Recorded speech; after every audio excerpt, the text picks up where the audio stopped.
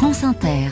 Il est 5h11, une entreprise bretonne ce matin dans les chroniques littorales. Bonjour José-Manuel Lamarque. Bonjour Mathilde Munoz. Une entreprise qui observe la mer à partir de l'espace. La mer vue de l'espace, ou plutôt écoutée de l'espace. C'est la raison pour laquelle Clément Gallic est avec nous ce matin.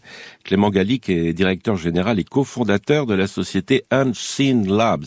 En français, ça donne les laboratoires qui n'ont pas été vus. C'est le leader mondial des données et solutions radiofréquences dédiées à la géolocalisation des navires, avec aujourd'hui 11 satellites. Clément Gallic, c'est peu connu du grand public. Solutions radiofréquences dédiées à la géolocalisation. Vous ne prenez pas en photo des bateaux depuis l'espace, vous trouvez leur position. Exactement. Nos satellites, c'est le domaine quand même de l'observation de la Terre, depuis l'espace. Mais pour faire simple, nos satellites sont de grandes antennes.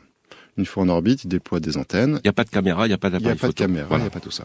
Ces antennes sont capables de récupérer les signaux radiofréquences émis par les bateaux, donc les signaux passifs, on en reviendra après, localiser la source de ces émissions, les caractériser et appliquer une signature électromagnétique unique au bateau. Alors chaque bateau a une signature, on l'explique. Quand un bateau part en mer, il a toujours une balise avec lui, parce qu'on peut le géolocaliser.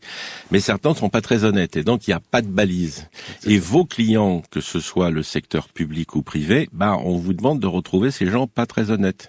Exactement. Il y a une balise qu'on appelle l'AIS, qui fonctionne très bien. Il faut savoir que ça peut se couper, se modifier à volonté par le capitaine. Donc vous imaginez bien que quelqu'un qui va être tranquille, pour la raison qu'il veut, légale ou illégale, commence par la couper.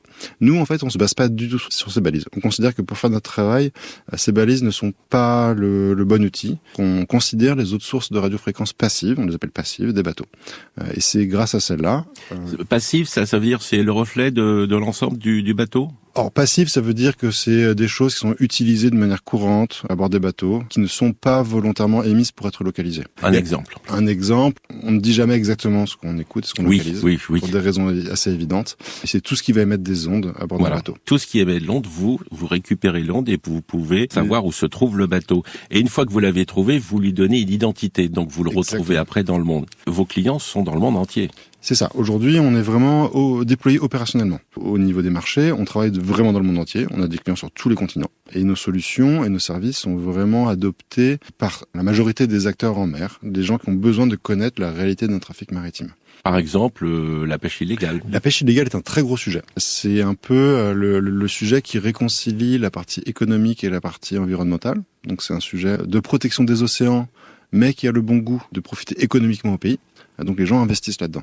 Nous, ce qu'on peut voir, c'est qu'un bateau va arriver pas très loin d'une zone réglementée, va couper ses balises, et à partir de là, en fait, avec les systèmes standards, le bateau, on ne sait pas ce qu'il va faire. Nous, on peut continuer sa trajectoire. Et on peut démontrer, et on le fait très régulièrement, qu'il rentre dans une zone de pêche, qui va rester 1 jour, 2 jours, 3 jours, qui va repartir dans sa zone originale avant de rallumer sa balise. On est capable de compléter la trajectoire d'un navire et qui va donner la capacité à nos clients d'agir et d'intercepter le bateau s'il y a besoin. Ça peut être aussi l'occasion d'avoir un client qui vous demande de surveiller son câble sous-marin. Exactement. C'est un vrai sujet aujourd'hui. Il y a les infrastructures sous-marines, câbles, les pipelines, etc. Malheureusement, l'actualité récente nous a démontré que c'était pas si bien protégé que ça, et ça pouvait être un petit peu sensible. Voilà, nous, on peut aussi surveiller certaines zones et voir lorsque s'approche et il reste des bateaux qui stagnent, on va dire, au-dessus des câbles pendant plusieurs heures, plusieurs jours.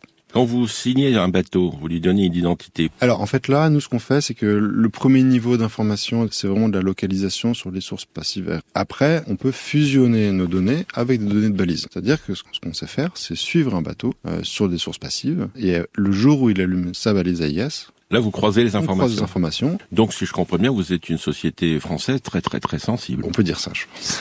Merci Clément Gallic. Un site internet, Unseen Labs, UNS2ENLABS.fr. À demain, Mathilde Munoz. À demain, José-Manuel Lamarque.